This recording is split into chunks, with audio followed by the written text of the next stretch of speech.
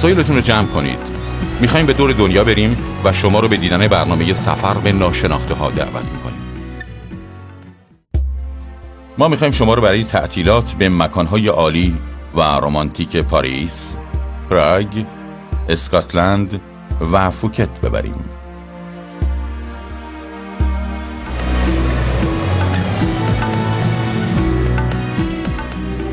مدت هاست که اینجا به شهر عاشقان معروفه و بیدلیل نیست که پاریس رو مکان مناسب زوجهای عاشق میدونن. دست در دست هم قدم زدن در طول رودخانه سین و یا تجربه کردن نوتردام چیزهایی که عاشقان در تمامی سنین میتونن انجام بدن و خودشون رو در فضای عاشقانه اینجا که قرنهاست در فیلمها و رمانها و نقاشیها میبینند قرار بدن.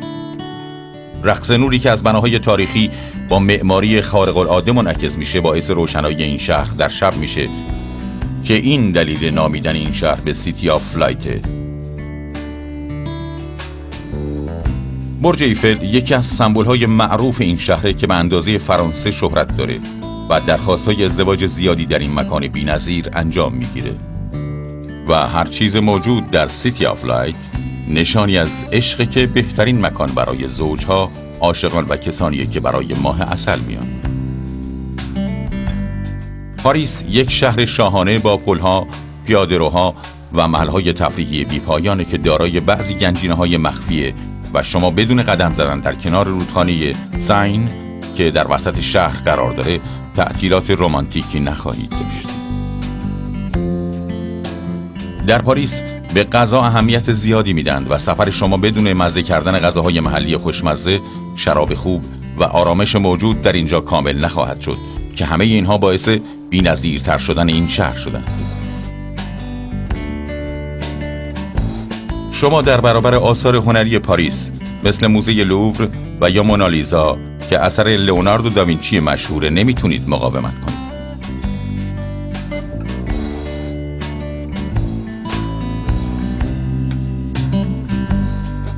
زوجهای پاریس با قدم زدن اطراف موزه لوور مجسمه‌های رمانتیک رو دیده و تحسین می‌کنند و در ضمن دیدن نقاشی‌های بی‌نظیر اینجا رو فراموش نکنید. برج ایفل سالیان زیادیه که پابرجاست و در طول این سالها رستوران‌های بی‌نظیر و مکان‌های تفریحی بسیاری به اون اضافه شده. اما باید بدونید که هیچ چیز حریف زمین اسکی که در بالاترین نقطه برج و به شکل عدد 8 نمیشه و شما اگر برای تعطیلات به پاریس سفر می‌کنید حتما برای اسکی به اونجا برید. این مکان بازی 57 متر بالاتر از سطح زمین قرار داره که یکی از چشمگیرترین مناظر پایتخت فرانسه است و به بازدید کنندگان این محل که از طبقه اول برج بلیط تهیه می‌کنند اسکیت های رایگان میدند.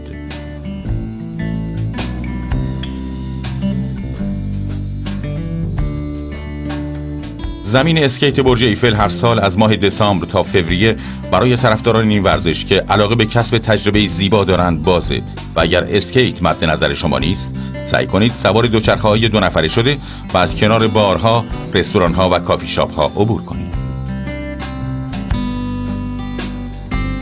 پاریس، پایتخت رمانتیک دنیا، کسانی رو که میخوان به اونجا برند رو شیفته خودش میکنه.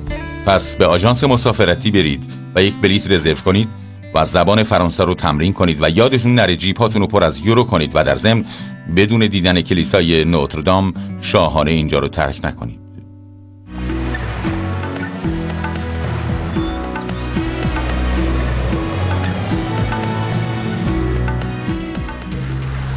ساحل‌های شنی سفید، درخت‌های بلند نارگیل و آب شفاف و زلال کیپ پانوا در جنوب شرقی پوکت یک جزیره تفریحی زیباست.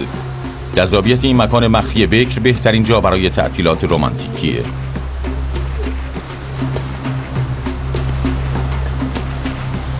شما تعطیلات خوشی رو در پوکت که دارای محیطی آرام با آب و هوای استوایی خواهید داشت.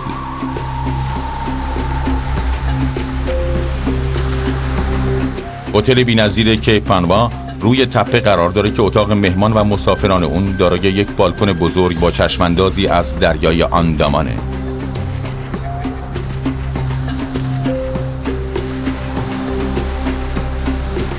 هتل کیپ پانوا خانه‌های ییلاقی 2 اتاق خوابه، یا خانه سه‌خوابه با استخر خصوصی رو به شما پیشنهاد میکنه که تمام اتاقها، ویلاها و خانه‌های اینجا با درختان بزرگ نارگیل و باغ‌های زیبا احاطه شدند و مهمان‌ها میتونند از تمام امکانات هتل که شامل رستوران‌ها و بارهاست لذت ببرند. تمام اتاقهای مجلل و آرام اون به بارهای کوچک، تلویزیون‌ها، کولرها و حمام‌های ویژه مجهز شدند و قیمت مناسبی دارند.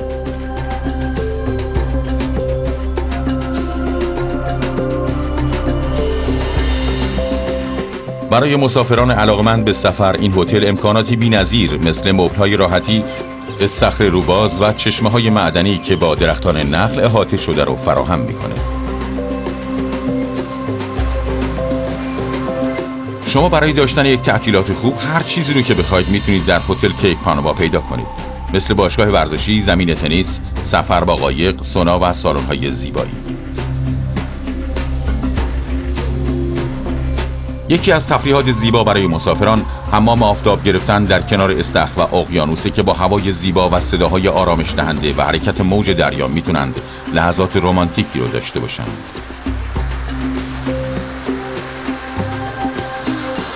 در این مکان رمانتیک 5 رستوران تایلندی، فرانسوی، ایتالیایی و آسیایی وجود داره که مسافران میتونند به دلخواه خودشون نوشیدنی‌ها و شراب‌ها و غذاهای بی‌نظیر رو که در بارهای کنار ساحل و هتل‌ها سرو میشند انتخاب کنند.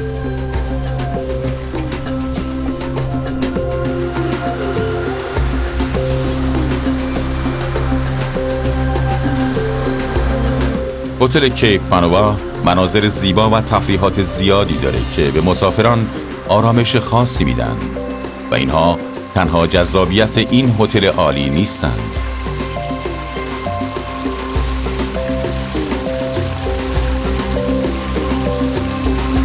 پوکت منطقه رمانتیکی برای مسافران علاقمند به جزیره است و هتل کیپ پانوا در این جزیره در کنار دریا با امکانات عالی و موقعیت بی‌نظیر و جادویی قرار داره. کیپ پانوا بهترین مکان برای داشتن یک تعطیلات رمانتیکه. اگر می‌خواهید با هواپیما به پوکت سفر کنید، مکان‌های تفریحی اون 40 کیلومتر از فرودگاه بین‌المللی فاصله دارند و مردم اینجا به زبان‌های انگلیسی و تایلندی صحبت می‌کنند و بهترین زمان سفر به اینجا دسامبر تا ژانویه است که بهتر خودتون رو برای آب و هوای گرمسیری آماده کنید.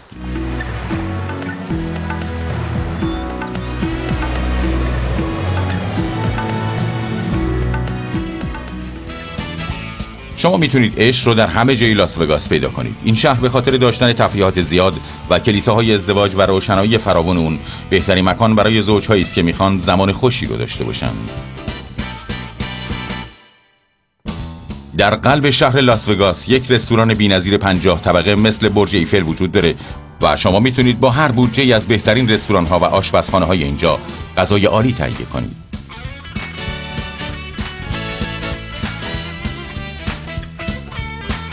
شما میتونید با قدم زدن اطراف لاس وگاس برکه‌های زیبا و چراغ‌های همیشه روشن اون رو ببینید.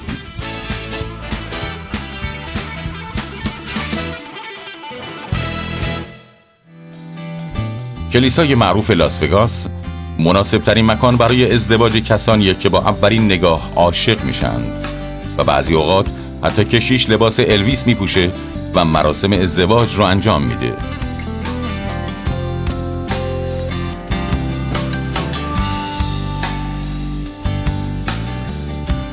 وگاس پایتخت ازدواج دنیاست که سالیانه بیش از 100,000 نفر در اینجا ازدواج میکنند و بیش از 50 کلیسای ازدواج در بین کازینوهای فراوان اینجا قرار دارند. نمیدونیم وگاس چه مزیتی داره که بیشتر افراد برای ازدواج اینجا رو انتخاب میکنند. پس اگر شما هم چنین تصمیمی دارید، برای کرایه اتاقی در هتل و لباس عروس برنامه‌ریزی کنید.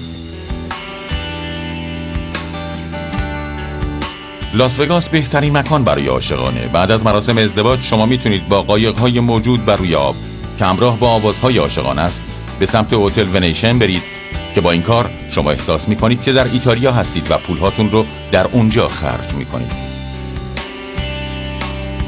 وگاس بهترین میعادگاه عاشقانه که بیشترین سرگرمی ها رو برای اونها آماده میکنه.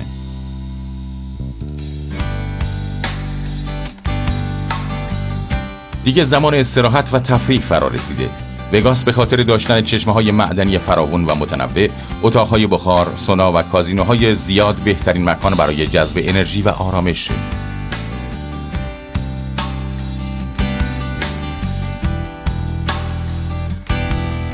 وگاس دارای هتل‌هایی در سطح جهانیه که به خاطر امکانات هتل‌های پر زرق و برق بهترین مکان برای پول خرج کردن.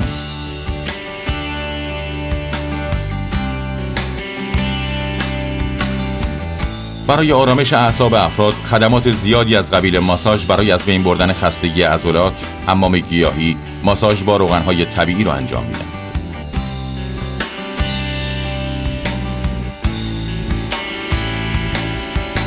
لاس وگاس یکی از رمانتیک ترین مکان‌ها برای زوج‌هاست